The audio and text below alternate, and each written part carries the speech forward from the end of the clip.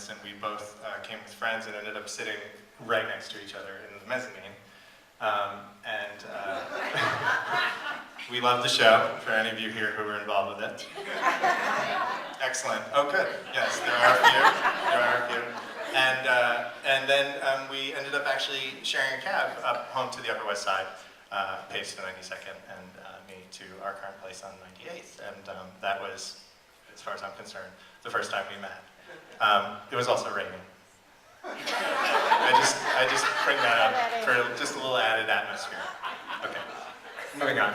My version is that, because it was the more important version, because, you know, that I just didn't remember, frankly. So I went to see Sideshow, the early preview of the ill-fated Broadway musical Sideshow, September 1997. It was September 28th. Anybody here involved with that one? Yeah, we're going to try to be really, oh, there's a hand. But I snuck away from my show and went to see it, and then I thought it sounded amazing. So at intermission, I stood up and stretched and turned around to see who was mixing this fantastic show, and I had one of those moments, I swear to you, that I was, who is that? One of those eye-locking commercial Hallmark moments. And I ran to the stage director of the show and said to the stage manager, "Your sound guy," and he said, "I'm all over it." So that's really all it took. And then I found him and just said, "Oh, sounded really good." In the most graceful way. To which he said, "Well, you should thank the designer, really. You should talk to Tom." I did say that. You did. You were very graceful. Tom Clark was here tonight, my business partner. So that was it. And then what's next? Well, this is actually now where the theories converge, because even though there's much controversy about the day of the first meeting, after that things became much clearer. He reminded me we had met already. That's right. Very gracefully. So I had to move fast because he was shy. So what I did was he got sick, and we were supposed to go on a date, and you canceled. Because you said you were sick, and I didn't believe you because you were in tech. So what I did was, I knew he was a nice Jewish boy, I got some matzo ball soup from the Edison, and I dropped it off at the stage door of the Richard Rogers with Jimmy. And I think it worked. Totally worked. Then we had a date, which was our first theater date, to Triumph of Love. Yet another ill-fated Broadway musical at the Royale Theater, also in Times Square. Anybody here involved with Triumph of Love? Okay! Hey!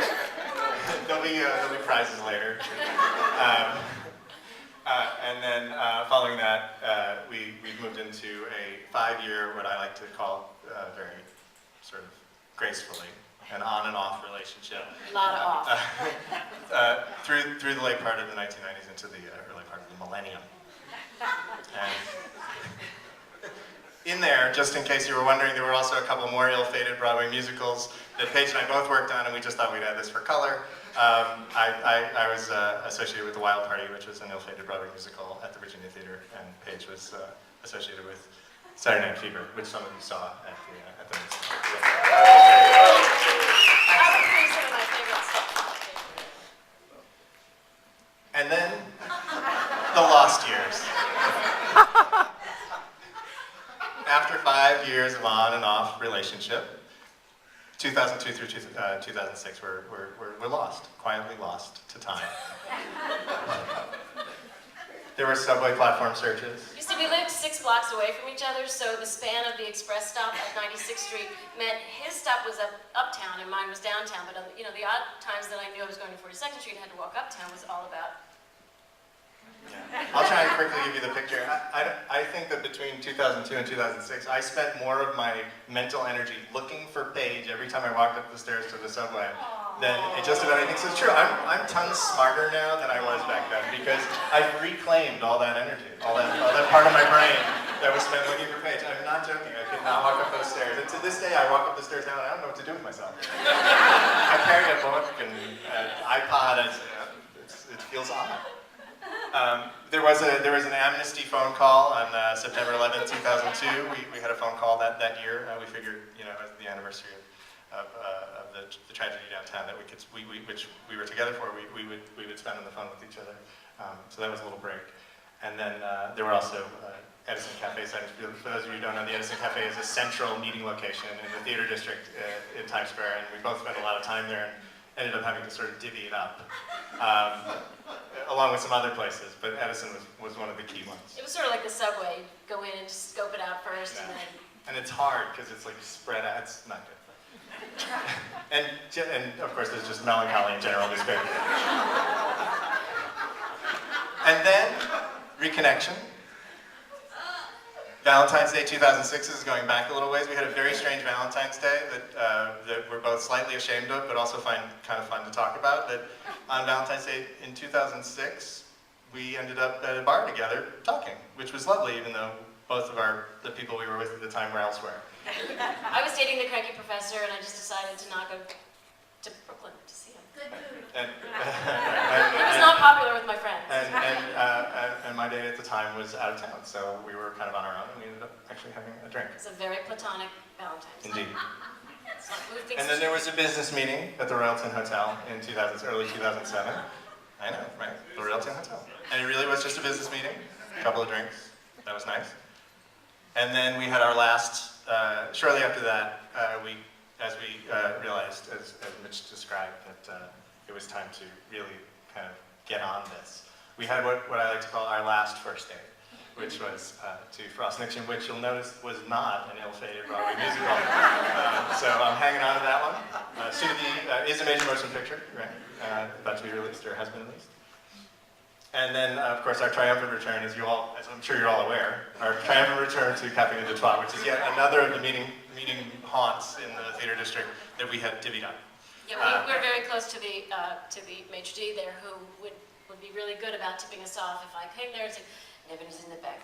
Yeah, the coat wouldn't even come off. It would literally be a handshake, a hug, and a whisper in the ear, Paige is in the back too. Okay, nice to see you. And there are plenty of places to drink in Times Square. And so we've come full circle. And we, shortly after our last first date and our triumphant return to Café de Trois, we were engaged. And we're not going to bore you with that story.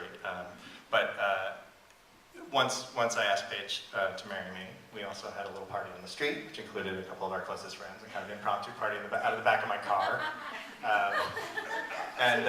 There was also a migraine headache, which, if any of you want to know about, it was me. Well, shortly after we shared the Veuve Clicquot in the back of the car out of the hatchback with some of my girlfriends, Nevin very promptly got a migraine and had to go upstairs and have a lie down. I did. It was all, well, it sort of brings us to today, because this is something that was 10 years in the making at the time. 10 years of anticipation. And finally, of course, it would all come to fruition, and I was a little tense. Excuse me 1 second. Feedback. So not cool. Wow. I know.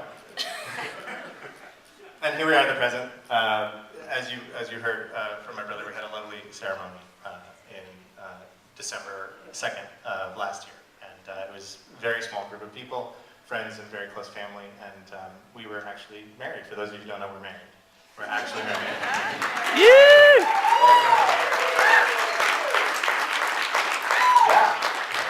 Exactly. And it was beautiful, and we started to call it Wedding 1.0 because we knew at that time that even though we had rushed to be together and rushed to reconnect and rushed to marry, that we were sure that at some point we would have Wedding 2.0. And that's where we are here with all of you joining us. And that's why we're here tonight. And you're now part of our extended celebration. A year later, our first anniversary. And the reason we did this is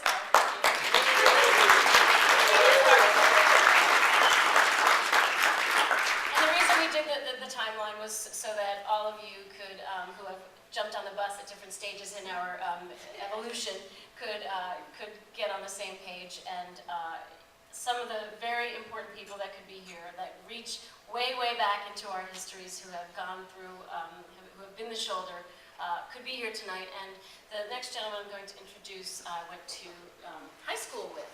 And he's one of the very few people I'm still very connected to from my hometown. He is married to another girl I went to high school with, and we were sort of the, well, I like to say the three cool people. We sort of ran the school, we were the bossiest, and we, student council, we just sort of